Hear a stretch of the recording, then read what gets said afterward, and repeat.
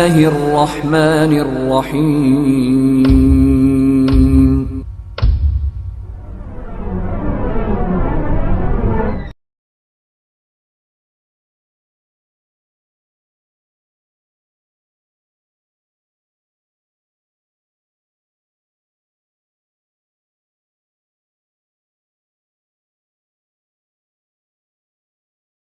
وسلم کے تذکرے میں ہم یہاں تک پہنچے تھے کہ غزوہ بدر کا تذکرہ چل رہا تھا، اور غزوہ بدر کے تذکرے میں یہاں تک بات پہنچی تھی کہ مسلمان جو ہے قافلے کو پکڑنے کے لیے مکہ والوں کے مدینہ سے نکلے تھے، لیکن ہوا یہ کہ سامنا ہونے جا رہا ہے فوج سے.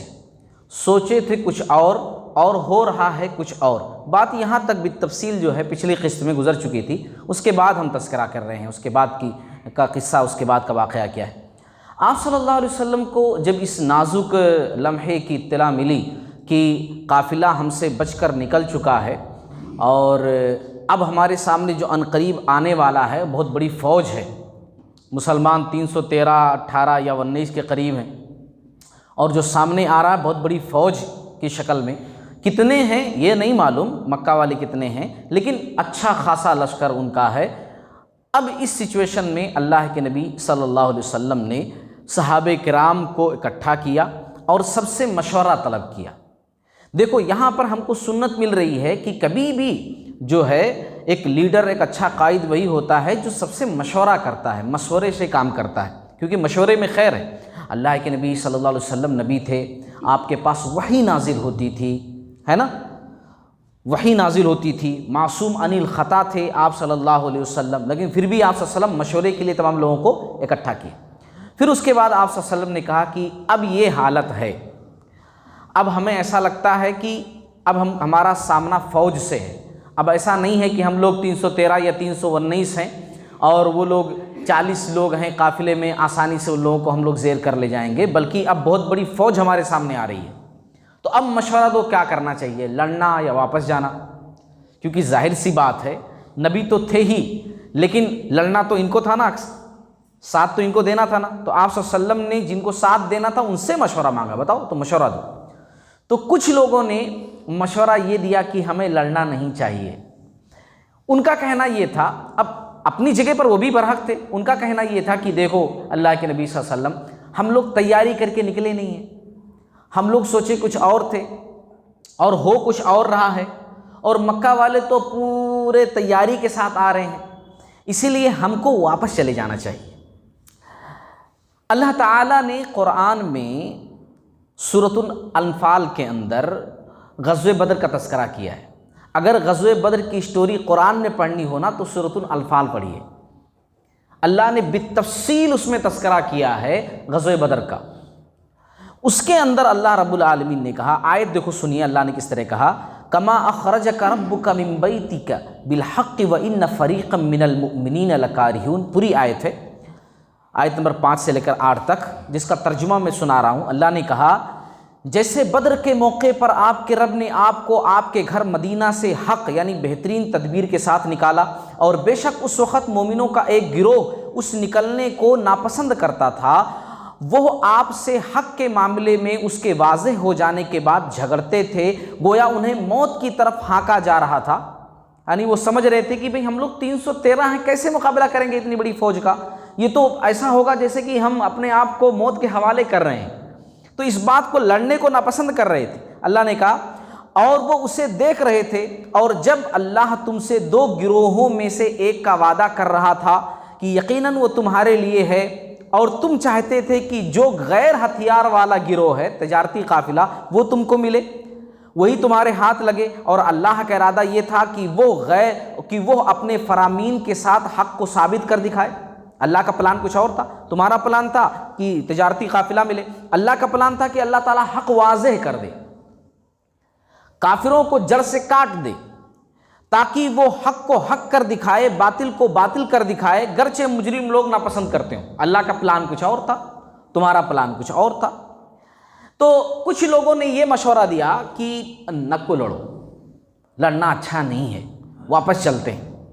لیکن جو اہم لوگ تھے نا، یعنی فوج کے جو اہم لوگ، سردار ٹائپ کے لوگ، اہم لوگ، وہ لوگ جو ہے اٹھ کر کھڑے ہوئے، جیسے ابو بکر صدیق رضی اللہ تعالیٰ عنہ سب سے پہلے اٹھ کر کھڑے ہوئے اور نہایت اچھی بات کہی، مطلب اے اللہ کے نبی صلی اللہ علیہ وسلم، آپ جو چاہتے ہیں وہ کیجئے، آپ جو چاہیں گے ہم اس میں آپ کا ساتھ دیں گے، آگے بڑھنا ہے آگے بڑھیں گے، آپ پیچھے ہٹنا چاہ رہے ہیں پیچھے ہٹیں گے، آپ جو چاہیں گے وہی ہوگا۔ عمر رضی اللہ تعالیٰ عنہ اٹھے اور سیم ایسی ہی گفتگو کی، اے اللہ کے نبی صلی اللہ علیہ وسلم آپ جیسا چاہیں گے ویسا ہی ہوگا۔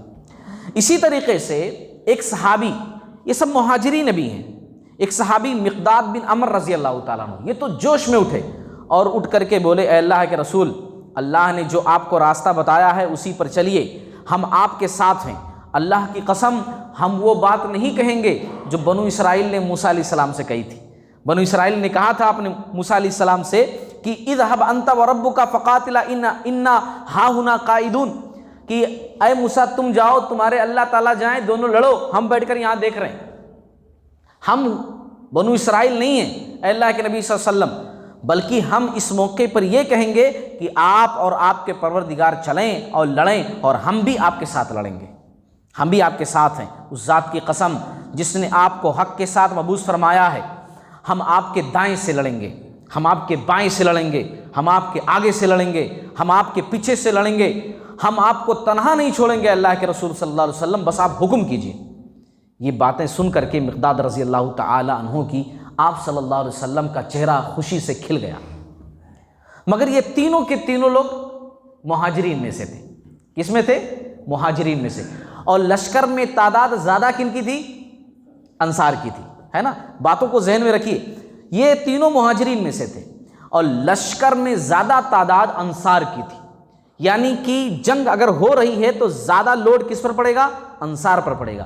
اسی لیے آپ صلی اللہ علیہ وسلم انصاریوں سے بھی کچھ سننا چاہتے تھے، ان کا خیال بھی جاننا چاہتے تھے۔ اسی لیے اللہ کے نبی صلی اللہ علیہ وسلم نے پھر کہا، اشیروا علی ایھا الناس، اے لوگو مجھے مشورہ دو۔ یہ تینوں باتیں سننے کے بعد بھی آپ صلی اللہ علیہ وسلم نے کہا مشورہ دو، مجھے مشورہ دو، کھل کر کے نہیں کہہ رہے ہیں آپ صلی اللہ علیہ وسلم، کہہ رہے ہیں مشورہ دو۔ یہ بات سن کر کے انصار کے علم بردار جو تھے سعد بن معاذ رضی اللہ تعالیٰ عنہ، انصار کے سردار بھی تھے، انہوں نے کہا کہ سمجھ لیے، وہ سمجھ گئے، وہ کہا اے اللہ کے نبی صلی اللہ علیہ وسلم شاید آپ ہم لوگوں سے کچھ سننا چاہ رہے ہیں۔ تو آپ صلی اللہ علیہ وسلم نے کہا کہ ہاں میں تم لوگوں سے کچھ سننا چاہ رہا ہوں۔ تب انہوں نے کہا اے اللہ کے رسول صلی اللہ علیہ وسلم ہم آپ پر ایمان لائے ہیں، ہم نے آپ کی تصدیق کی ہے اور گواہی دی ہے کہ جو پیغام لے کر آپ آئے ہیں وہ برحق ہے۔ اے اللہ کے رسول آپ اپنی مرضی کے مطابق قدم بڑھائیے، ہم آپ کے ساتھ ہیں۔ قسم اس ذات کی جس نے آپ کو حق کے ساتھ مبعوث فرمایا ہے، اگر ہمارے راستے میں سمندر آ جائے اور آپ کہہ دیں کہ ہم سمندروں میں کود جائیں تو ہم کود جائیں گے، پیچھے نہیں ہٹیں گے۔ اے اللہ کے نبی صلی اللہ علیہ وسلم آپ تو جانتے ہی ہیں ہم تو جنگ کرنے والے پہلے سے ہی ہیں، ہم جنگ سے پیچھے ہٹنے والے نہیں، مدینہ والے پہلے سے لڑنے بڑنے والے تھے۔ کہا کہ ہم تو جنگ کرنے والے ہی ہیں، آپ ہو سکتا ہے کہ اللہ تعالیٰ اس جنگ میں ہمارے ایسے جوہر دکھائے جس سے آپ کی آنکھیں ٹھنڈک ہو جائیں، آپ کی آنکھیں اچھی ہو جائیں، یعنی آپ کی آنکھوں کو سرور ملے، خوشی ملے، ہم جنگ میں وہ کارنامہ انجام دیں۔ اس لیے اللہ کے نبی صلی اللہ علیہ وسلم آگے بڑھیے، اللہ تعالیٰ برکت دے گا۔ یہ باتیں سن کر کے آپ صلی اللہ علیہ وسلم کو اور اطمینان حاصل ہوا اور آپ صلی اللہ علیہ وسلم کا چہرہ خوشی سے جو ہے چمکنے لگا۔ پھر آپ صلی اللہ علیہ وسلم نے اب انصار کا بھی اوپینین لے لیا، مہاجرین کا بھی لے لیا، پھر آپ صلی اللہ علیہ وسلم نے کہا خوشی کے ساتھ کہ چلو پھر آگے بڑھو، ہم لڑیں گے، ہم مقابلہ کریں گے کفار مکہ کا۔ اللہ نے مجھ سے تجارتی قافلے کا یا جنگی گروہوں کا، ان دونوں میں سے کسی ایک کا وعدہ کیا ہے کہ مجھے ملے گا، تو اگر وہ بچ نکلا ہے تو یہ ضرور مجھے ملے گا، اور میں کفار کی قتل گاہیں دیکھ رہا ہوں، صحیح مسلم کی حدیث۔ چلو اب لڑیں گے ہم لوگ۔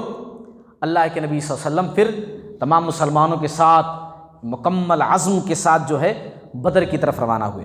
اب بدر کوئی چھوٹی موٹی جگہ نہیں تھی، اس سے پہلے بھی میں تذکرہ کر چکا ہوں، بدر کوئی چھوٹی موٹی جگہ نہیں تھی، بلکہ میرے علم کے مطابق جو میرے مطالعے میں بات آئی ہے، اس وقت تقریباً 120 مساجد ہیں بدر کے آس پاس کے علاقوں میں، 120 مساجد ہیں۔ سوچئے تو بدر کا جو میدان تھا اس وقت کا کوئی چھوٹا موٹا میدان نہیں تھا، تقریباً اس کی لمبائی جو ہے 8 کلومیٹر اور چوڑائی 5 کلومیٹر تھی اس وقت. چاروں طرف سے پہاڑ تھے، 3 طرف سے راستہ تھا. آپ صلی اللہ علیہ وسلم بدر کے بالکل قریب پہنچے، جب ایک دم بالکل قریب نہیں، ابھی دوری تھے، بدر کا میدان ابھی اور دور تھا، وہاں آپ صلی اللہ علیہ وسلم جو ہے رک گئے، فوج کو روک دیا. اور اس کے بعد آپ صلی اللہ علیہ وسلم ابو بکر صدیق رضی اللہ تعالیٰ عنہ کے ساتھ آگے بڑھے، جاسوسی کرنے کے لیے آگے بڑھے. ایک بہترین کمانڈر وہ ہوتا ہے جو مد مقابل کی پوری رپورٹ اپنے پاس رکھے. آپ صلی اللہ علیہ وسلم نکلے کہ دیکھیں کفار مکہ کہاں تک پہنچے ہیں، ان کی کیا صورتحال ہے. تو آپ صلی اللہ علیہ وسلم جو ہے ابو بکر صدیق رضی اللہ تعالیٰ عنہ کے ساتھ گئے، یہاں تک کہ کفار مکہ کے بالکل قریب نہیں، کیونکہ وہاں خطرہ تھا. بہت دور سے آپ صلی اللہ علیہ وسلم نے ان کو دیکھا، مگر یہ کہ اندازہ نہیں لگا سکے وہ کتنے ہیں کیسے ہیں، کیونکہ بہت دور سے دیکھا. اچھا، آپ صلی اللہ علیہ وسلم وہاں سے پلٹنے والے تھے کہ ایک بوڑھا وہاں پہ مل گیا، ایک بزرگ شخص وہاں کا رہنے والا تھا، مقامی. تو آپ صلی اللہ علیہ وسلم نے اس بوڑھے سے کہا، دیکھو کس قسم کی گفتگو کی آپ صلی اللہ علیہ وسلم نے. اس سے پتہ چلتا ہے آپ صلی اللہ علیہ وسلم کتنے بہترین قائد، کتنے بہترین کمانڈر تھے. آپ صلی اللہ علیہ وسلم نے اس سے کہا کہ سب سے پہلے کہ وہ یہ محمد اور اس کے ساتھی کہاں پہنچے ہوں گے. حالانکہ آپ صلی اللہ علیہ وسلم ہی محمد ہیں صلی اللہ علیہ وسلم، اور لیکن اس سے کیا پوچھ رہے ہیں؟ لیکن دراصل پوچھنا تھا مکہ والوں کے بارے میں، لیکن اگر ڈائریکٹلی مکہ والوں کے بارے میں پوچھیں گے تو یہی تو سوچے گا سامنے والا کہ انہوں دوسری پارٹی کے ہیں. تو آپ صلی اللہ علیہ وسلم نے پہلے اپنے بارے میں کہا یہ محمد جو ہے اور ان کے ساتھی صلی اللہ علیہ وسلم یہ کہاں ہوں گے آپ کے حساب سے. اب بزرگ آدمی، اب عرب کے رہنے والے، اور یہ مکہ والے کہاں ہوں گے آپ کے حساب سے. تو وہ بوڑھا جو تھا انہوں بھی ہوشیار تھا، انہوں نے کہا کہ پہلے تم لوگ بتاؤ کہاں کے رہنے والے ہو، تم لوگ کون ہو. تو آپ صلی اللہ علیہ وسلم نے کہا کہ پہلے آپ بتاؤ پھر ہم بتاتے، پہلے آپ بتاؤ جو ہم سوال کیا آپ سے. تو کہا اچھا ٹھیک ہے، یہ اس کے بدلے میں ہے، یعنی پہلے میں بتاؤں گا پھر بتائیں گے. تو کہا کہ ہاں بالکل. تو اس نے کہا کہ دیکھو میرے علم کے مطابق جو مجھے اطلاع ملی ہے کہ مدینہ سے محمد صلی اللہ علیہ وسلم اور ان کے ساتھی فلاں دن کو نکلیں، تو ابھی وہ لوگ اس وقت جو ہے فلاں جگہ پر ہوں گے. یعنی ایگزیکٹ وہی جگہ بتایا اس چاچا نے، اس بوڑھے نے. سوچو کتنا ماہر ہوتے تھے وہ لوگ، سفر سے اندازہ لگا کر کے کہ فلاں دن کو نکلے ہیں تو آج وہ فلاں جگہ پر ہوں گے، اور واقعی میں مسلمان اسی جگہ پر تھے. ایسے ہی مشرکین مکہ کے بارے میں بتایا اس بوڑھے نے کہ وہ لوگ بھی فلاں دن کو نکلے ہیں، میرے علم کے مطابق مجھے جو لوگوں نے اطلاع دی ہے، ہم لوگ سنتے ہوئے آ رہے ہیں، تو وہ لوگ فلاں جگہ پر ہوں گے. اور ایگزیکٹ وہی جگہ اس نے بتایا، بالکل ہو بہو وہی جگہ. اتنا علم. پھر اس نے کہا کہ اچھا میں بتا دیا، اب آپ بتاؤ کون ہو. آپ صلی اللہ علیہ وسلم سے اس بوڑھے نے سوال کیا کہ آپ بتاؤ کون ہو. تو آپ صلی اللہ علیہ وسلم نے کہا ہم پانی والی جگہ سے ہیں، ہم جو ہے پانی والی جگہ سے. آپ صلی اللہ علیہ وسلم نے دیکھو توریہ استعمال کیا. توریہ کا مطلب ہوتا ہے کہ مکمل سچ نہیں اور جھوٹ بھی نہیں، مکمل. آپ صلی اللہ علیہ وسلم دراصل جہاں ٹھہرے تھے، جہاں مسلمان ٹھہرے تھے، وہاں ایک پانی کا چشمہ تھا، کنواں تھا، وہاں ٹھہرے تھے. تو اسی لیے آپ صلی اللہ علیہ وسلم نے کہا ہم پانی والی جگہ سے ہیں. بات جھوٹ بھی نہیں تھی لیکن مکمل سچ بھی نہیں تھی، یعنی کوئی پتہ بھی نہیں لگا سکتا کون پانی والی جگہ. اب یہ چاچا خود ہی پریشان ہو گیا، بڑبڑانے لگا، کون پانی والی جگہ؟ عراق والے پانی کی جگہ کیا؟ کیونکہ انہوں بھی کنفیوز ہو گیا. آپ صلی اللہ علیہ وسلم نے مکمل سچ اس کو نہیں بتایا، مگر جھوٹ بھی آپ صلی اللہ علیہ وسلم نے نہیں بولا، کیونکہ آپ صلی اللہ علیہ وسلم جہاں ٹھہرے تھے وہاں پانی تھا. تو کہا پانی والی جگہ، وہاں پر ہم. اب پانی والی جگہ تو بہت ساری ہو سکتی ہیں. تو آپ صلی اللہ علیہ وسلم نے اس طرح جواب دیا. کیونکہ دیکھو جنگ کا یہ اصول ہوتا ہے کہ آپ دشمن کو جانکاری اپنی نہ دیں. اسی لیے ہمارے پیارے نبی صلی اللہ علیہ وسلم جنگوں کے اندر کسی دشمن سے لڑنا ہوتا تھا تو سیدھا سیدھا راستہ نہیں لیتے تھے، نکلتے تھے تو کہیں اور. ایسا لگتا تھا لوگوں کو، فوج کے لوگوں کو، خود مسلمانوں، کیونکہ آپ صلی اللہ علیہ وسلم کہیں اور جا رہے ہیں، پھر اچانک کٹ ہو کر کے وہاں پہنچ جاتے تھے ان لوگوں کے سامنے، تاکہ دشمن کو اطلاع اس کی نہ ملے کہ ہم کہاں جا رہے ہیں، کہاں آ رہے ہیں. تو آپ صلی اللہ علیہ وسلم نے اس طریقے سے جو ہے اطلاع لے لی. پھر اس کے بعد آپ صلی اللہ علیہ وسلم واپس آئے. واپس آنے کے بعد جاسوسوں کو تیار کیا، چند جاسوس مسلمانوں میں سے، جس میں زبیر بن عوام رضی اللہ تعالیٰ عنہ، سعد بن وقاص رضی اللہ تعالیٰ عنہ اور چند مسلمان تھے. کہا کہ تم لوگ جا کر کے خبر لے کر آؤ مکی فوج کا، مکمل پتہ مجھے چاہیے کہ کتنے لوگ ہیں، وہ لوگ کیسے ہیں، کیا ہتھیار ہیں، سب پتہ لگا کر کے آؤ. اچھا یہ لوگ گئے، یہ لوگ گئے تو کیا ہوا کہ بدر کے میدان سے ہو کر کے گئے. اب بدر کے اندر کنویں، میں اسے پہلے بتا چکا ہوں کہ وہاں کنویں ہیں پانی کے، تو وہاں کنووں پر جو ہے 2 لوگ پانی بھر رہے تھے. اور دراصل یہ دونوں کون تھے؟ مکہ کا جو لشکر تھا ان کے پانی بھرنے والے تھے. پانی کا انتظام ان کے ذمہ تھا. یہ لوگ پانی بھر بھر کر کے وہاں پہنچاتے تھے، یعنی ان کے خاص آدمی تھے. یہ لوگ پکڑ لیے. مگر یہ لوگ کیا سوچ کر پکڑے کہ یہ لوگ جو تجارتی قافلہ ہے اس کے بندے ہیں، فوج کے بندے ہیں، ایسا سوچ کر کے نہیں، تجارتی قافلے والے کے بندے ہیں یہ لوگ، یہ سوچ کر کے پکڑ لیے. اچھا، پکڑ کر کے آپ صلی اللہ علیہ وسلم کے پاس لائے. آپ صلی اللہ علیہ وسلم نماز پڑھ رہے تھے، تو یہ سوچے یہ لوگ جو ہے علی رضی اللہ تعالیٰ عنہ، سعد بن ابی وقاص رضی اللہ تعالیٰ عنہ، اس میں علی رضی اللہ تعالیٰ عنہ نہیں تھے، زبیر بن عوام رضی اللہ تعالیٰ عنہ، سعد بن ابی وقاص رضی اللہ تعالیٰ عنہ. یہ لوگ سوچے کہ ہم لوگ خود ہی پوچھتے ہیں اس سے. تو بولے کہ تم دونوں کون ہو؟ تو وہ لوگ صحیح بولے. وہ لوگ بولے کہ ہم مکی فوج کے جو ہے پانی پلانے والے لوگ ہیں، پانی کا انتظام کرتے ہیں. اب ظاہر سی بات ہے جب فوج کے لوگ ہیں یہ لوگ تو ان کو پوری جانکاری ہوگی. یہ لوگ دراصل ان کے منہ سے سننا یہ چاہتے تھے کہ ہم تجارتی قافلے والے لوگ ہیں. تو جب وہ لوگ سچ بولے، حالانکہ پھر بھی مارنے لگے، حالانکہ وہ سچ بولے تھے لیکن پھر بھی لگا دیے. تو وہ لوگ مار سے بچنے کے لیے بولے نہیں ہم لوگ وہ قافلے والے لوگ ہیں، قافلے کے بندے ہیں. تو یہ لوگ چھوڑ دیے. آپ صلی اللہ علیہ وسلم اس کے بعد نماز ختم کیے. آپ صلی اللہ علیہ وسلم نے کہا ڈانٹتے ہوئے ان دونوں کو کہ جب وہ لوگ سچ بول رہے تھے تب مار رہے تھے تم لوگ، اور جب جھوٹ بولے تو چھوڑ دیے. پھر آپ صلی اللہ علیہ وسلم ان دونوں کے پاس گئے اور پھر اس کے بعد کہا کہ دیکھو قریش کہاں ہیں اس وقت قریش کہاں ہیں؟ کیونکہ وہ لوگ بھی اپنا ہتھیار، اپنا طریقہ کار استعمال کرتے ہوئے آ رہے تھے نا، وہ لوگ بھی ایسے ہی تھوڑی آ رہے تھے. تو ان لوگوں نے کہا کہ دراصل دور جو پہاڑی ہے اس کے پیچھے وہ لوگ موجود ہیں، وہ لوگ جو ہے موجود ہیں بدر کے اس طرف جو پہاڑیوں کا علاقہ ہے اس میں وہ لوگ چھپے ہوئے ہیں، وہاں موجود ہیں وہ لوگ. آپ صلی اللہ علیہ وسلم نے کہا کتنے لوگ ہوں گے تمہارے حساب سے، تم لوگ اندر کے آدمی ہو، بتاؤ کتنے لوگ ہوں گے؟ تو ان لوگوں نے کہا کہ نہیں، اس کا اندازہ تو ہمیں نہیں ہے. کتنے لوگ ہیں؟ بہت ہیں لیکن کتنے ہیں وہ ہم کو نہیں پتہ. آپ صلی اللہ علیہ وسلم کا دماغ دیکھیے. آپ صلی اللہ علیہ وسلم نے کہا کہ روزانہ کتنے اونٹ ذبح ہوتے ہیں؟ تو ان لوگوں نے کہا کسی دن 9 ذبح ہوتے ہیں، کسی دن 10 ذبح ہوتے ہیں. تو آپ صلی اللہ علیہ وسلم نے کہا اس کا مطلب یہ ہے کہ ان کی تعداد 900 سے لے کر 1000 تک ہے. آپ صلی اللہ علیہ وسلم نے اونٹ کتنے ذبح ہو رہے ہیں اس سے اندازہ لگا لیا کہ کتنے کھانے والے لوگ موجود ہیں. تو کہا کہ 900 سے لے کر کے 1000 تک ان کی فوج جو ہے موجود ہے. پھر اس کے بعد آپ صلی اللہ علیہ وسلم نے کہا اس میں قریش مکہ کے کون کون سردار، بڑے بڑے سردار ہیں فوج کے اندر. تو ان دونوں نے کہا کہ عتبہ، شیبہ، ابو جہل، امیہ بن خلف، ابو البختری بن ہشام، نوفل بن خویلد، حارث بن امن، نضر بن حارث، زمعہ بنت اسود وغیرہ وغیرہ، بہت بڑے بڑے جتنے سردار مکہ کے ہیں پورے موجود ہیں. آپ صلی اللہ علیہ وسلم نے صحابہ کرام کی طرف دیکھ کر فرمایا کہ خوش ہو جاؤ، مکہ نے اپنے جگر کے ٹکڑوں کو تمہارے سامنے ڈال دیا ہے. یہ پورے بڑے بڑے جو لوگ ہیں نا اسلام کی مخالفت کرنے والے، پورے آج موجود ہیں. تو آپ صلی اللہ علیہ وسلم ان واقعات سے میں بتانا کیا چاہتا ہوں، یہ چھوٹی چھوٹی باتیں میں چھوڑ بھی سکتا تھا لیکن میں بتانا کیا چاہتا ہوں کہ آپ صلی اللہ علیہ وسلم جو ہے کس طریقے سے سیاست میں بھی بہترین تھے. ہمارے نبی کی سیرت ہمیں سیاست بھی کرنا سکھاتی ہے. ہماری نبی کی سیرت ہمیں جو ہے کس طریقے سے قیادت کرنی چاہیے وہ بھی سکھاتی ہے. کس طریقے سے دشمن کا مقابلہ کرنا چاہیے وہ بھی نبی کی سیرت سکھاتی ہے. نبی کی سیرت کا مطلب یہ نہیں ہوتا کہ نماز کس طرح پڑھو، روزہ کس طرح رکھو، زکوٰۃ کس طرح دو، حج کس طرح کرو. خالی نبی کی سیرت کا مطلب یہ نہیں ہوتا. نبی کی سیرت ہر چیز میں موجود ہے، ہر چیز میں موجود ہے. آپ لینا چاہو تو نبی کی زندگی کے اندر ہر چیز موجود ہے. اور اسی لیے اللہ تعالیٰ نے کہا لقد کان لکم فی رسول اللہ اسوۃ حسنہ، رسول کی زندگی میں تمہارے لیے اسوہ اور بہترین طریقہ موجود ہے. اسی لیے ہمارے نبی نے دیکھو بوڑھے شخص سے بات کی، کیسے بات کی، اس کی پوری معلومات لے لی اور اپنی معلومات نہیں دی، کیونکہ جنگ کا اصول ہے.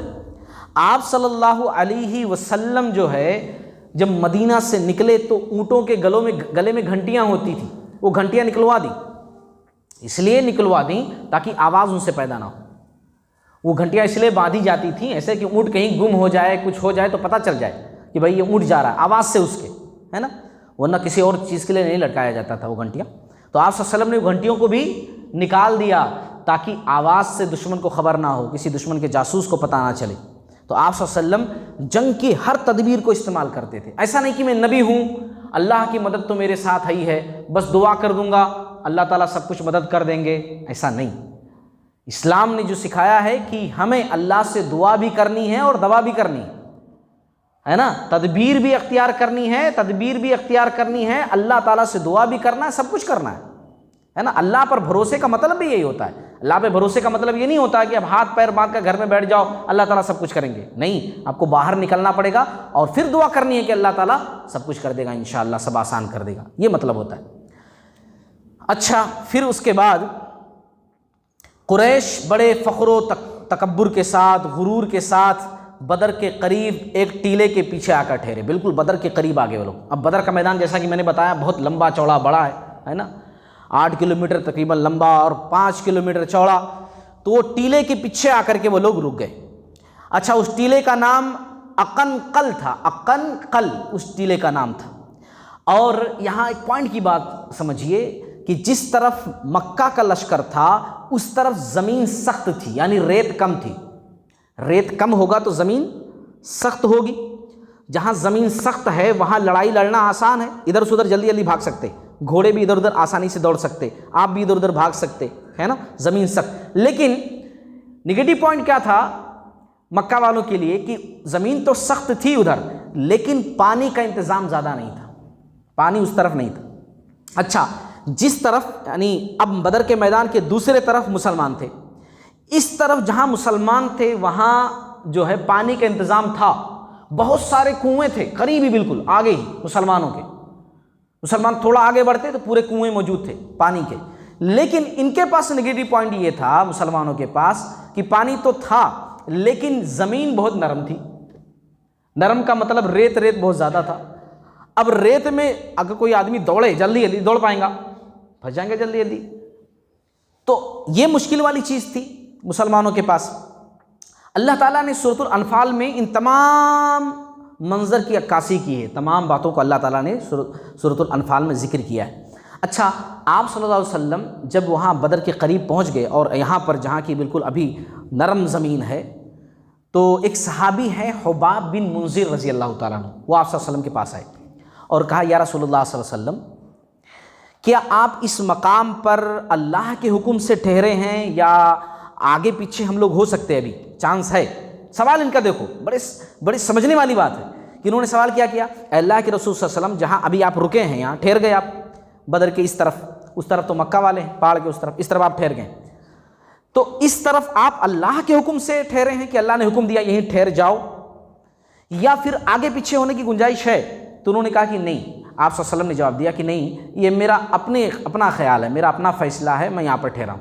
تو کہا یا رسول اللہ صلی اللہ علیہ وسلم، میرا مشورہ یہ ہے، میری رائے یہ ہے کہ ہم لوگ یہاں نہ ٹھہریں، ہم لوگ تھوڑا اور آگے چل کر کے وہ کنویں دکھائی دے رہے ہیں نا، وہ کنویں کے پاس جا کر ٹھہریں، جتنے کنویں ہیں اپنے جو پانی بھرنے، جہاں پانی بھرنا ہے اپنے برتنوں میں وہ پانی بھر لیں اور پورے کنویں بند کر لیں، بس ایک کنواں جو ہے اس کو حوض بنا کر کے فوج کے بیچ میں اس کو رکھ لیں، باقی سارے کنویں بند کر دیں، تاکہ جب صبح ہم لوگوں کا ٹکراؤ ہو، مقابلہ ہو مکہ والوں سے، مکہ والوں کے پاس پانی ہے نہیں اس فوج کے پاس، تو ہم لوگ تو پانی پیتے رہیں گے، لڑتے رہیں گے، اور ان لوگوں کے پاس پانی نہیں ہوگا تو ان کے لیے مشکل ہو جائے گی۔ اور فوج کا یہی معاملہ ہوتا ہے، فوج میں ایسا نہیں ہوتا کہ لو پانی پی لو، فوج میں ہرانا رہتا ہے، جنگ کی وہاں جان کی بازی رہتی ہے نا، ایک ایک چیز دیکھی جاتی ہے۔ تو آپ صلی اللہ علیہ وسلم نے ان کا یہ مشورہ قبول کیا، بلکہ البدایہ اور النہایہ کے اندر اور بھی تفصیل کے ساتھ ہے کہ جب انہوں نے یہ مشورہ دیا حباب بن منذر رضی اللہ تعالیٰ عنہ نے، تو اس موقع پر ایک فرشتہ نازل ہوا اور فرشتے نے آ کر کہا کہ اے اللہ کے نبی صلی اللہ علیہ وسلم، اللہ نے آپ کو سلام کہا ہے۔ آپ صلی اللہ علیہ وسلم نے جواب دیا هو السلام ومنه السلام والیہ السلام، وہ سراسر سلامتی ہے اور اسی کی طرف سلامتی ہے اور ساری سلامتی اسی کی طرف منسوب ہے، آپ صلی اللہ علیہ وسلم نے جواب دیا۔ پھر فرشتے نے کہا کہ انہوں نے جو مشورہ دیا ہے اللہ کا حکم یہ ہے کہ ان کا مشورہ آپ قبول کیجئے۔ آپ صلی اللہ علیہ وسلم نے، جبریل امین موجود تھے، کہا کہ ان کو جانتے ہیں؟ کیونکہ آپ صلی اللہ علیہ وسلم جو ہے سوال کیے کہیں یہ شیطان نہ ہو اگر ہم کو بھٹکا رہا ہے، تو جبریل علیہ السلام بولے کہ نہیں، میں آسمان کے سارے لوگوں کو نہیں جانتا ہوں، لیکن یہ شیطان نہیں ہے، یہ شیطان نہیں ہے، یہ حق بول رہا ہے، صحیح بول رہا ہے۔ اللہ کے نبی صلی اللہ علیہ وسلم نے حباب بن منذر رضی اللہ تعالیٰ عنہ کا مشورہ جو ہے قبول کیا، اور رات جیسے ہی ہوئی، رات میں ہی آپ صلی اللہ علیہ وسلم آگے بڑھ گئے اور جیسا کہ حباب بن منذر رضی اللہ تعالیٰ عنہ نے مشورہ دیا تھا سارے کنوؤں کو بند کر کے صرف ایک کو باقی رکھا جائے، وہ بھی جو ہمارے قریب ہو، باقی سب کو بند کر دیا، ایک کو خالی چھوڑ دیا۔ اچھا یہاں پر رک کر کے ایک بات سمجھنا ہے کہ اسلامی معاشرے کے اندر ہر فرد کو یہ اجازت ہوتی ہے کہ وہ مشورہ دے، ہے نا؟ نبی کو ایک صحابی مشورہ دے رہے ہیں کہ ایسا کیجئے، مشورہ اچھا ہے، وہ صحابی قبول کر رہے ہیں، مشورہ دینے میں ان کو ذرا بھی تکلیف نہیں ہو رہی ہے۔ جیسے ہمارے پاس ہوتا نا کہ آدمی سوچتا ہے مشورہ دوں تو انہوں قبول کرتے کہ نہیں کرتے، کئی پورے لوگ ہنس تو نہیں لیتے میرے خیال میں، میری بات کو پورے لوگ مذاق میں تو نہیں لے لیتے، اور لے بھی لیتے ہیں، ایسا ہوتا بھی ہے کہ لوگ مذاق اڑا دیتے ہیں۔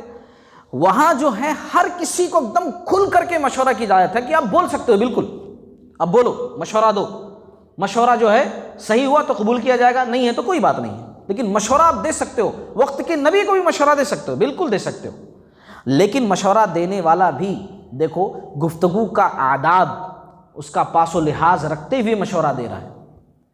کیا کہا انہوں نے؟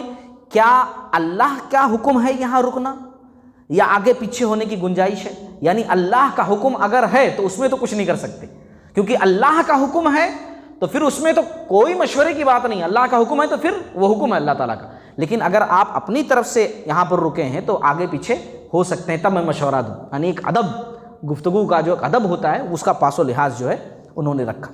بہرحال وہاں رک گئے، اللہ تعالیٰ کی مدد مسلمانوں کے ساتھ تھی، ایمان والے تھے، مومن تھے، اللہ تعالیٰ نے اس رات بارش نازل فرمائی۔ اچھا مشرکوں کی طرف وہ بارش بہت زور و شور سے ہوئی، بہت زور و شور سے، زیادہ بارش میں آدمی اگر بھیگتا ہے تو اس کی طبیعت خراب ہو جاتی ہے، اس کی طبیعت جو ہے عجیب سی ہو جاتی، بہت زیادہ بھیگ جائے، مشرکین بہت زیادہ بھیگ گئے، مسلمانوں پر کم بارش ہوئی۔ اس کا فائدہ یہ ہوا کہ مسلمان ایسا محسوس کرنے لگے جیسے کہ ہم پانی نہانے کے بعد محسوس کرتے ہیں، یعنی چست پھرتیلے ایک دم حساس بشاس مسلمان ایسے ہو گئے، اور زمین بھی جہاں پیر دھس رہے تھے وہ زمین بھی تھوڑی سخت ہو گئی، ریت میں جہاں پیر دھس رہے تھے جب پانی پڑنے سے کیا ہوا وہ پرابلم بھی حل ہو گیا پانی پڑنے کی وجہ سے۔ اللہ تعالیٰ نے سورۃ الانفال کے اندر اس بات کا تذکرہ کیا ہے، وَيُنَزِّلُ عَلَيْكُم مِّنَ السَّمَاءِ مَاءً لِيُطَهِّرَكُم بِهِ وَيُذْهِبَ عَنكُم رِجْزَ الشَّيْطَانِ وَلِيَغْبِطَ عَلَىٰ قُلُوبِكُمْ وَيُثَبِّتْ بِهِ الْأَقْدَامَ، اور اللہ آسمان سے تم پر بارش برسا رہا تھا تاکہ تم اس کے ذریعے تمہیں پاک کر دے، تم سے شیطانی وسوسوں کو دور کر دے، تمہارے دلوں کو مضبوط کر دے، تمہیں ثابت قدم کر دے۔ اللہ تمہارے لیے بارش نازل فرما رہا تھا، اللہ نے بارش نازل فرما کر کے جو یہ مسلمانوں کے دلوں میں تھا کہ کیا کیا جائے، کیسے لڑیں گے، یہاں پیر دھس رہے ہیں، زمین اچھی نہیں ہے، اللہ تعالیٰ نے اس وسوسے کو دوری کر دیا، ختم کر دیا۔ پھر اس کے بعد سعد بن معاذ رضی اللہ تعالیٰ عنہ آپ صلی اللہ علیہ وسلم کے پاس آئے اور کہا اللہ کے نبی صلی اللہ علیہ وسلم میرا خیال ہے کہ آپ کے لیے ایک چھپر تعمیر کر دیا جائے۔ چھپر کا مطلب سمجھتے ہیں نا، چھوٹی سی جھوپڑی ٹائپ کی، آپ کے لیے یہاں اپنے فوج کی طرف۔ اگر ہماری فتح ہوتی ہے تب تو اچھی بات ہے، اگر ہماری شکست ہوتی ہے تو آپ کو کوئی تکلیف نہ پہنچے، آپ بحفاظت مدینہ پہنچ جائیں، وہاں آپ کے لیے لڑنے والے بہت سے لوگ موجود ہیں، اور اے اللہ کے نبی صلی اللہ علیہ وسلم وہ لوگ جو آج مدینہ میں ہیں اگر انہیں اندازہ ہوتا کہ کیا سچویشن یہاں ہونے والی ہے تو وہ لوگ پیچھے نہیں رہتے، وہ لوگ بھی ہمارے ساتھ ہوتے، لیکن چونکہ ان لوگوں کو پتہ ہی نہیں تھا کہ ایسا کچھ ہوگا اسی لیے وہ لوگ پیچھے رہ گئے، ورنہ آپ کے لیے جان دینے والے بھی موجود ہیں اگر ہماری شکست ہوتی ہے۔ کیونکہ دیکھو دونوں طرف سوچنا چاہیے انسان کو ہمیشہ، اگر ہماری شکست ہوتی ہے تو پلان بی ہمارے پاس کیا ہے، انہوں نے یہ کہا، کیونکہ فوج کے اندر اگر جو مین کمانڈر ہے، اب آپ صلی اللہ علیہ وسلم مین کمانڈر تھے، اگر مین کمانڈر کو کچھ ہو جاتا ہے تو پوری فوج بکھر جاتی ہے، ہاں اگر پوری فوج سلامت رہے اور خالی کمانڈر اس میں سے اس کو نقصان پہنچ جائے نا تو شکست کے چانسز بڑھ جاتے ہیں۔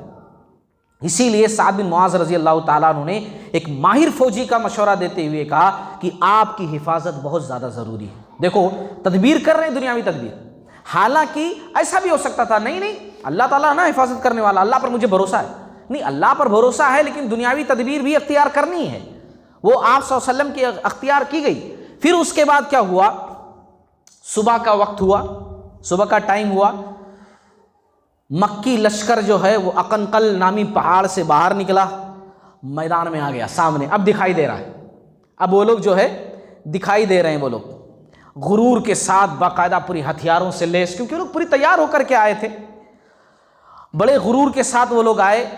آپ صلی اللہ علیہ وسلم نے انہیں دیکھ کر کے دعا کرتے ہوئے کہا اللہ سے، اے اللہ یہ قریش کا لشکر ہے جو بڑے فخر اور تکبر کے ساتھ چلا آ رہا ہے، یہ تیرے ساتھ جنگ کرتے اور تیرے رسول کو جھٹلا رہے ہیں، اے اللہ اپنی وہ مدد بھیج جس کا تو نے مجھ سے وعدہ فرمایا ہے، اے اللہ کل انہیں ہلاک کر دے۔ زاد المعاد کے یہ عبارتیں جو میں پڑھ رہا ہوں، ابن القیم رحمۃ اللہ علیہ نے زاد المعاد میں لکھا ہے ان باتوں کو کہ اللہ تعالیٰ انہیں ہلاک کر دے۔ اچھا، آ کر کے کچھ دور پر مکہ والے ٹھہر گئے، پھر ان لوگوں نے مسلمانوں کی طرف جاسوس بھیجا کہ ذرا چکر لگا کر آؤ یہ لوگ کتنے ہیں، کیوں پہلے تو وہ لوگ ذرا بہت خود غرور میں تھے، تکبر میں تھے کہ ہم لوگوں کو زیادہ ڈرنے کی ضرورت نہیں ہے، بھئی یہ لوگ کیا کر سکتے، چرواہے، بڑا نیچ سمجھتے تھے نا مسلمانوں کو، وہ لوگ اپنے آپ کو بڑا سمجھتے تھے، اپنے آپ کو کیا سمجھتے کہ وہ لوگ۔ چنانچہ عمیر بن وہب ایک شخص تھا، اس کو بھیجے ذرا پتہ لگا کر آؤ مسلمانوں کی حالت۔ وہ دور سے چکر کاٹ کر کے مسلمانوں کا، پھر اس کے بعد گیا اور کہا کہ وہ بھی عرب کے لوگ تھے، کہا کہ 300 سے کچھ اوپر ہیں، میرے اندازے کے مطابق 300 سے کچھ اوپر ہیں، بات اس کی صحیح تھی 300 سے۔ اب دیکھو آپ خالی دیکھ کر کے بتا دیتے تھے وہ لوگ کتنے لوگ ہیں، اتنے ماہر ہوتے تھے، 300 سے کچھ اوپر ہیں۔ پھر اس کے بعد کہا کہ تھوڑا مجھے مہلت دو، میں ذرا پتہ لگا کر آؤں کہیں کمک وغیرہ پیچھے تو نہیں آ رہی، یعنی کہ اور کوئی دستہ چھپا ہوا ہو کہ دکھا رہے ہیں تھوڑا سا پھر ہم لوگ لڑنے کے لیے جائیں پیچھے سے کوئی اور آ جائے۔ تو پتہ لگا کر کے پھر دور چکر کاٹ کر کے آیا، کہا کہ نہیں نہیں کوئی بھی مدد کرنے کے لیے ان کے موجود نہیں ہے، بس جو ہیں یہی فرنٹ سامنے ہمارے، لیکن مکہ والوں جان لو جو میں دیکھ کر کے آ رہا ہوں اس میں سے ہر شخص یا تو مارے گا یا مرے گا مگر بھاگے گا نہیں۔ جو میں ان کی آنکھوں میں دیکھ کر کے آیا ہوں، جو میں اندازہ کر کے آیا ہوں، ان میں سے ہر شخص یا تو مارے گا یا مرے گا، لیکن بھاگیں گے کوئی بھی نہیں کہ میدان چھوڑ کر بھاگ جائیں، یعنی سب جو ہے مقابلہ کرنے کے لیے تیار ہے۔ آپ صلی اللہ علیہ وسلم کی حالت ادھر یہ تھی کہ جمعہ کی رات آ گئی، 17 رمضان جمعہ کی رات ہے نا، پہلے رات آتی ہے نا پھر دن آتا ہے، تو جمعہ کی رات آ گئی 17 رمضان سن 2 ہجری۔ آپ صلی اللہ علیہ وسلم نے لشکر کو ترتیب دیا، میدان میں اتار دیا، بیٹھ جاؤ تم لوگ، کیونکہ بھی رات میں کبھی بھی حملہ ہو سکتا ہے، اب تو لشکر سامنے ہی ہے۔ پھر آپ صلی اللہ علیہ وسلم لشکر کو ٹھہراتے جا رہے تھے اور پھر اس کے بعد کہتے جا رہے تھے کہ سن لو کل یہاں شخص مرے گا، فلاں آدمی یہاں قتل ہوگا، فلاں شخص انشاءاللہ، فلاں کافر یہاں مارا جائے گا، فلاں کافر یہاں مارا جائے گا، اور آپ صلی اللہ علیہ وسلم نے جیسا کہا تھا ویسے ہی ہوا، سچ مچ وہی، آپ نبی تھے نا، آپ کے پاس وہی آتی تھی۔ پھر اس کے بعد آپ صلی اللہ علیہ وسلم قریب ہی فوجوں کو ٹھہرانے کے بعد ایک درخت کے پاس چلے گئے اور وہاں اللہ تعالیٰ سے دعا کرنے لگے، اور ادھر مسلمان جو تھے نا، مسلمان اب ایک دم غفلت کی نیند تو سو نہیں سکتے ہیں، اب سچویشن آپ سمجھیے، کافر سامنے موجود ہے، جنگ ہونا ہے، اب آرام سے چادر تان کر سو جائیں گے؟ ایسا تو نہیں ہو سکتا نا، تو اسی لیے مسلمان بالکل ایسا ٹھہرے ہوئے ہیں، وہاں موجود ہیں۔ اللہ رب العالمین نے اونگ بھیج دی مسلمانوں پر، اونگ، اور جو بولتا ہے جھپکی جس کو بولتے ہیں، دیکھو آدمی ہے نا، اونگ بھیج دی اللہ رب العالمین نے۔ تو قرآن میں اس کا تذکرہ اللہ نے کیا ہے، اذ یغشیکم النعاس امنۃ منہ، یاد کرو جب اللہ تم پر اپنی طرف سے امن و بے خوفی کے طور پر اونگ طاری کر رہا تھا۔ یہ اونگ جو ہے مسلمانوں کے لیے بڑی فائدہ مند ثابت ہوئی، یہ دکھنے میں اونگ تھی لیکن اس کا رزلٹ جو نکلا نا، وہ جیسے ایک آدمی سو کر کے اٹھتا ہے نا کئی گھنٹے، وہ رزلٹ، یعنی مسلمان ایسا نہ ہو کہ اب رات بھر جاگے پھر صبح لڑائی لڑنی ہے۔ اللہ تعالیٰ نے مدد یہ کی کہ اونگ جو طاری کی اس کا رزلٹ ایسا تھا کہ جیسے بہت سو کر کے اٹھ رہے ہوں، اچھے طریقے سے اللہ رب العالمین نے یہ مدد کی۔ اور ادھر جو ہے مکی لشکر کا کیا تھا، مکی لشکر کے اندر کچھ لوگ اب بھی اس کوشش میں لگے ہوئے تھے کہ جنگ نہ ہو، ہاں یہ بھی جان لیجئے، بہت کم لوگ یہ بات جانتے ہیں، جبکہ آمنے سامنے موجود ہیں، لیکن پھر بھی اب بھی حکیم بن حزام، عتبہ بن ربیعہ، ایسے لوگ موجود تھے جو چاہتے تھے کہ جنگ نہ ہو، جنگ نہ ہو، لیکن ابو جہل کے سامنے کسی کی نہیں چل رہی تھی، ابو جہل کے سامنے کسی کی بھی نہیں چل رہی تھی، بلکہ اللہ کے نبی صلی اللہ علیہ وسلم نے بعد میں عتبہ بن ربیعہ جو کہ سرخ اونٹ پر سوار تھا اس کو دیکھ کر کے کہا تھا کہ اگر اس قافلے میں، اس فوج میں کسی کے پاس خیر ہے تو اس سرخ اونٹ والے کے پاس ہے، اس سرخ اونٹ والے کے پاس ہے۔ اور حکیم بن حزام جو تھے وہ بعد میں مسلمان ہو گئے تھے، بعد میں وہ مسلمان ہو گئے تھے۔ دیکھو پھر اس کے بعد صبح ہوئی، دونوں لشکر آمنے سامنے آ گئے. اب رات گزر گئی نا، دونوں لشکر آمنے سامنے ہو گئے. آپ صلی اللہ علیہ وسلم نے فوج کی دوبارہ ترتیب دی، اور اس طرح ترتیب دی کہ گویا بالکل سیسا پلائی ہوئی دیوار، نماز میں جیسے سب بنا کر ٹھہرتے ہیں نا، ویسا آپ صلی اللہ علیہ وسلم نے ٹھہرایا. عرب کے اندر جنگوں میں ایسا ٹھہرتے نہیں تھے لوگ، بس پہنچے کہ بڑھ گئے، ایسا ہوتا تھا.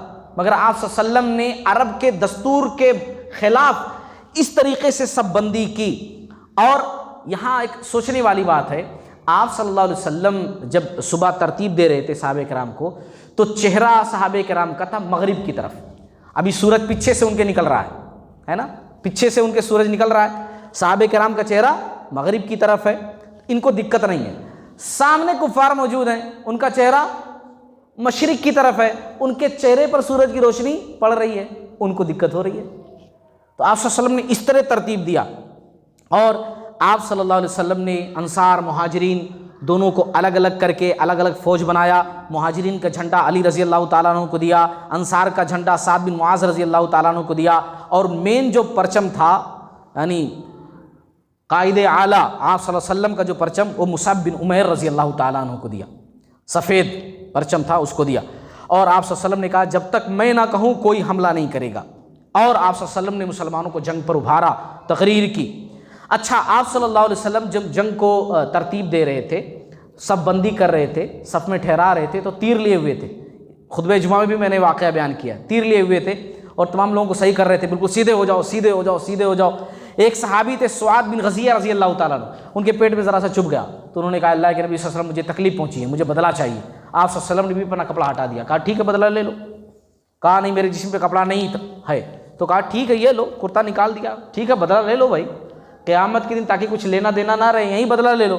وہ جب آپ صلی اللہ علیہ وسلم جو ہے کپڑا نکالے، وہ چمڑ گئے آپ صلی اللہ علیہ وسلم سے. پھر اس کے بعد آپ صلی اللہ علیہ وسلم نے کہا کہ سعاد ایسا کیوں، کس چیز نے ابھارا تجھے اس کام پر؟ تو انہوں نے کہا اللہ کے نبی صلی اللہ علیہ وسلم اب جنگ ہونے والی ہے، بالکل اب تو سامنے ساری باتیں ہیں، پتہ نہیں بچتا ہوں کہ نہیں بچتا ہوں، پھر ملاقات ہوگی کہ نہیں ہوگی، لیکن بس خواہش یہ ہے کہ یہ دل میں رہے کہ آخری ٹائم جس سے میں لپٹا تھا وہ آپ کا جسم تھا، آپ سے ملاقات تھی، بس اس لیے جو ہے میں نے ایسا کیا. آپ صلی اللہ علیہ وسلم جو ہے سب بندی کرنے کے بعد واپس اپنے چھپر میں چلے گئے وہاں پر، اور اللہ تعالیٰ سے دعا کرنے لگے. اللہ سے آپ صلی اللہ علیہ وسلم دعا کرنے لگے، اے اللہ جو وعدہ کیا ہے تو نے وہ پورا فرما، اے اللہ تیرے وعدے کا سوال کرتا ہوں، اے اللہ اگر یہ گروہ آج ہلاک ہو گیا تو قیامت تک اس روئے زمین پر تیری عبادت نہیں کی جائے گی. یہاں تک کہ آپ صلی اللہ علیہ وسلم اتنا رو رو کر دعا کرنے لگے کہ چادر مبارک کندھے سے گر گئی. ابو بکر صدیق رضی اللہ تعالیٰ عنہ ساتھ میں تھے، وہ آپ صلی اللہ علیہ وسلم کی چادر کو درست کیے اور کہنے لگے اللہ کے نبی صلی اللہ علیہ وسلم بس کیجئے، اللہ تعالیٰ آپ کی دعا ضرور قبول فرمائے گا، آپ بس کیجئے، مت اپنے آپ کو تھکائیے، مت اس طریقے سے روئیے، اللہ رب العالمین ضرور آپ کی دعا قبول کرے گا. اور پھر وہی ہوا جو ہونا چاہیے تھا، جو ہونا چاہیے تھا. اللہ کے نبی صلی اللہ علیہ وسلم کو ایک جھپکی آئی، ایسا یعنی وحی نازل ہوئی. آپ صلی اللہ علیہ وسلم پر وحی کی کیفیت ایک ہوتی تھی، ایک کیفیت یہ ہوتی تھی کہ آپ صلی اللہ علیہ وسلم کو تھوڑی غنودگی آ جاتی تھی، پھر وحی آتی تھی. آپ صلی اللہ علیہ وسلم کو وہی کیفیت ہوئی اور آپ صلی اللہ علیہ وسلم نے پھر سر اٹھایا اور فرمایا ابو بکر خوش ہو جاؤ، یہ جبریل ہیں جو گھوڑے کی لگام تھامے ہوئے آ رہے ہیں اور ان کے ساتھ فرشتوں کا لشکر ہے، اللہ تعالیٰ 1000 فرشتوں سے ہماری مدد فرما رہا. فرشتوں کا نزول ہوا. آپ صلی اللہ علیہ وسلم بھی زرہ پہنے ہوئے باہر نکلے. آپ صلی اللہ علیہ وسلم پرجوش تھے اور فرما رہے تھے سَيُهْزَمُ الْجَمْعُ وَيُوَلُّونَ الدُّبُرَ، ان قریب یہ گروہ شکست کھا جائے گا، یعنی کفار کا گروہ شکست کھا جائے گا، پیٹ پھیر کر بھاگ جائے گا. پھر آپ صلی اللہ علیہ وسلم نے جو کنکری اٹھائی ایک مٹھی زمین سے اور کہا شاہت الوجوہ، چہرے بگڑ جائیں، اور کفار کی طرف وہ کنکری پھینکی. وہ جتنے تھے وہاں 1000، سب کے کسی کے چہرے پر، کسی کے ناک میں، کسی کے منہ پر وہ کنکری ضرور پڑی. اور کیوں پڑی؟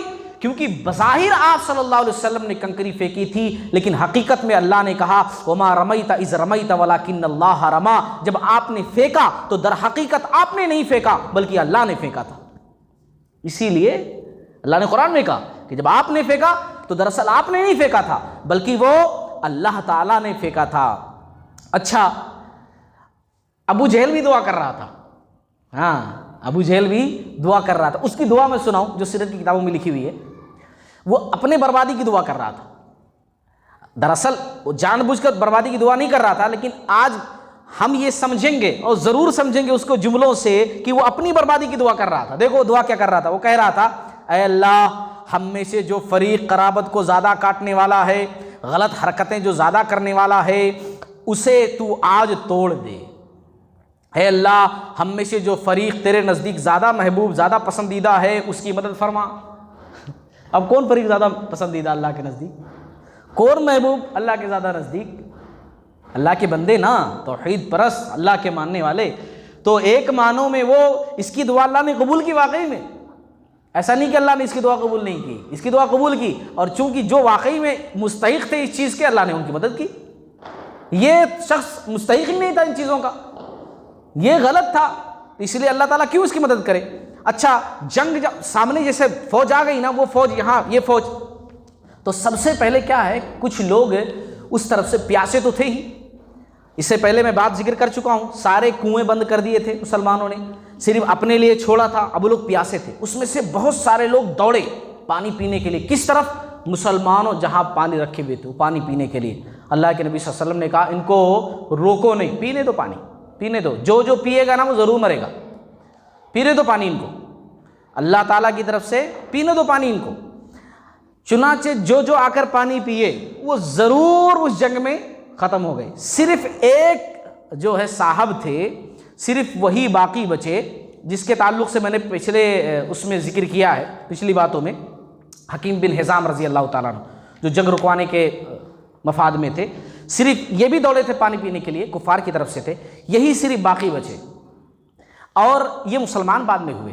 یہ جب بعد میں نا مسلمان ہونے کے بعد جب کسی بات پر قسم کھاتے تو ایسا نہیں قسم کھاتے تھے اللہ کی قسم, حالانکہ یہ قسم بھی صحیح, رب کعبہ کی قسم, قسم اس ذات کی جس کے قبضے میں میری جان ہے, اس قسم کی قسم نہیں کھاتے تھے. قسم اس طرح کھاتے تھے, قسم ہے اس ذات کی جس نے مجھے بدر کے دن نجات دی, ایسی قسم کھاتے تھے. کہتے تھے قسم اس ذات کی جس نے بدر کے دن مجھے نجات دی, مجھے بچا لیا, اس ذات کی قسم میں کھاتا ہوں. ایسا قسم کھاتے تھے, کیونکہ ان کی زندگی کا سب سے اہم دن تھا. اگر اس دن وہ ختم ہو جاتے تو کفار یعنی کافر کفر کی حالت میں مارے جاتے, اور ابھی وہ مومن تھے, مسلمان تھے, تو اس دن شکریہ ادا کرتے تھے کہ اللہ تعالیٰ نے اس دن مجھے بچایا تھا اور آج میں مومن ہوں, مسلمان ہوں. پھر اس کے بعد کیا ہوا کہ ایک شخص تھا اسود بن ابو الاسد مخزومی, پہلوان ٹائپ کا آدمی تھا, لیکن بڑا رذیل تھا, بڑا جو ہے بدتمیز شخص تھا, بد اخلاق شخص تھا. یہ اکڑتے ہوئے مکی فوج سے نکلا کہتے ہوئے کہ میں تو مار کر کے پانی پیوں گا, کوئی روک کر مجھے دکھائے. جب یہ آگے بڑھا, حمزہ رضی اللہ تعالی عنہ جو ہے اس کو روکنے کے لیے بڑھے. یہ قریب آیا, دونوں کا مقابلہ ہوا, حمزہ رضی اللہ تعالی عنہ نے اس کی پنڈلی کاٹ دی. اچھا اب بھی بھاگ سکتا تھا یہ پیچھے, لیکن یہ گھسڑتے ہوئے پھر نہیں, ضد تو ضد, میں پانی پیوں گا. حمزہ رضی اللہ تعالی عنہ نے اس کا کام جو ہے تمام کر دیا, ختم کر دیا. پھر اس کے بعد مکی فوج کی طرف سے اس وقت کا ایسا مطلب دستور تھا, پہلے فردن فردن لڑتے تھے, مقابلہ آرائی ہوتی تھی, بڑے بڑے پہلوان سامنے آتے تھے, بولتے تھے آؤ لڑنے کے لیے مجھ سے مقابلہ کر, ایسی لڑائی پہلے ہوتی تھی. پھر پورے لوگ لڑتے تھے. تو مکہ والوں کی طرف سے 3 سردار نکلے جو ایک ہی خاندان کے تھے, ہے نا, ایک ہی خاندان کے. عتبہ, ایک کا نام عتبہ, اچھا عتبہ کا بھائی شیبہ, اور پھر عتبہ کا بیٹا ولید. عتبہ, شیبہ, ولید, ایک باپ ہے, ایک بھائی, ایک بیٹا. یہ تینوں نکلے اور آ کر کے میدان میں دعوت مبارزت دی, آؤ لڑنے کے لیے. مسلمانوں کی طرف سے 3 انصاری نکلے, عوف اور معوذ عبداللہ بن رواحہ رضی اللہ تعالیٰ عنہ, یہ 3 لوگ نکلے. جب قریشیوں کے نزدیک پہنچے, ان تینوں پہلوانوں کے نزدیک, تو لوگ پوچھے تم کون ہو؟ تو یہ لوگ بولے کہ ہم انصار کی جماعت سے ہیں, مدینہ والے ہیں. تو قریشیوں نے کہا کہ ٹھیک ہے تم لوگ ہو مقابل والے, لیکن ہم لوگ تم سے لڑنے کے لیے نہیں, وہ مکہ والے جو بھاگ کر کے آ گئے ہیں نا تمہارے پاس, ان سے لڑنے کے لیے ہم لوگ آئے ہیں, ان کو بھیجو. اور زور سے چیخ کر بولے او محمد صلی اللہ علیہ وسلم, بھیجو ہمارے مقابلے کے لیے ان کو جو بھاگ کر کے یہاں آئے ہیں, ہمارے لوگ, ان سے ہم لڑنا چاہ رہے ہیں. آپ صلی اللہ علیہ وسلم نے انصاریوں کو پیچھے بلا لیا, اور پھر اس کے بعد آپ صلی اللہ علیہ وسلم نے عبیدہ بن حارث رضی اللہ تعالیٰ عنہ, علی رضی اللہ تعالیٰ عنہ اور حمزہ رضی اللہ تعالیٰ عنہ کو بھیجا. یہ تینوں جو ہے مہاجر تھے، مکہ والے تھے اصل میں. یہ تینوں پہنچے، تب بھی وہ لوگ پوچھے تم کون؟ تو بتایا کہ میں فلاں میں فلاں میں فلاں. حضرت عبیدہ رضی اللہ تعالیٰ عنہ جو سب سے زیادہ عمر والے تھے اس میں، ان کا مقابلہ عتبہ بن ربیعہ سے ہوا. حمزہ رضی اللہ تعالیٰ عنہ ان کا مقابلہ شیبہ سے ہوا. علی رضی اللہ تعالیٰ عنہ ان کا مقابلہ ولید سے ہوا. حضرت علی رضی اللہ تعالیٰ عنہ، حمزہ رضی اللہ تعالیٰ عنہ نے تو جھٹ اپنے مد مقابلے کو ہرا دیا، ختم کر دیا. یہ دونوں لوگ صاف کر دیے اپنے سامنے والوں کو. لیکن عبیدہ رضی اللہ تعالیٰ عنہ زخمی ہو گئے. اچھا زخمی ہو گئے لیکن پھر بھی مقابلہ کر رہے تھے. علی رضی اللہ تعالیٰ عنہ، حمزہ رضی اللہ تعالیٰ عنہ اپنے اپنے مقابل والوں کو ختم کر کے ان کی مدد کو پہنچ گئے اور پھر اس کا کام بھی تمام کر دیا. لیکن عبیدہ رضی اللہ تعالیٰ عنہ زیادہ زخمی ہو گئے تھے. جنگ بدر ہونے کے بعد واپس جب مدینہ ہو رہے تھے تو راستے میں ان کی شہادت واقع ہو گئی تھی اس زخم کی وجہ سے، ہے نا. اب جو ہے ایک جھٹکے میں کفار مکہ کے 3 لوگ ختم ہو گئے، بلکہ 4 لوگ، ایک پہلا پہلوان ختم ہوا، 3 لوگ بڑے بڑے سردار ختم ہوئے، اور لوگ ایک دم جوش میں آ گئے، ایک دم غصے میں آ گئے. اب کوئی ترتیب نہیں، ایک بارگی حملہ کر دیا مسلمانوں پر، ایک بارگی حملہ کر دیا. مسلمان بھی ابھی جواب نہیں دے رہے تھے، صرف روک رہے تھے ان کے حملوں کو، مگر روک روک کر کے بھی وار کر رہے تھے. ایک ہوتا ہے پہلے روکنا روکنا روکنا روکنا، سامنے والے کو روک روک کر کے تھکا دینا. جب وہ تھک جائے نا تب ایک بارگی حملہ کرنا. آپ صلی اللہ علیہ وسلم نے یہی سکھایا تھا مسلمانوں کو کہ پہلے روک روک کر کے ان کو تھکا دو اور پھر جب وہ تھک جائیں پھر حملہ کرو اچانک. تو وہ لوگ ابھی حملہ کر رہے تھے اور مسلمان صرف جوابی کارروائی کر رہے تھے. اس کے بعد کیا ہوا انشاءاللہ ہم اگلی قسط کے اندر ذکر کریں گے. اللہ تعالیٰ ہم تمام لوگوں کو ان تمام باتوں کا سمجھنے والا بنائے اور آپ صلی اللہ علیہ وسلم کی سیرت پر عمل کرنے والا بنائے، اسلام کو دنیا میں عام کرنے والا بنائے اور لوگوں کی مدد کرنے والا بنائے اور ہر برے کام سے اللہ تعالیٰ محفوظ فرمائے.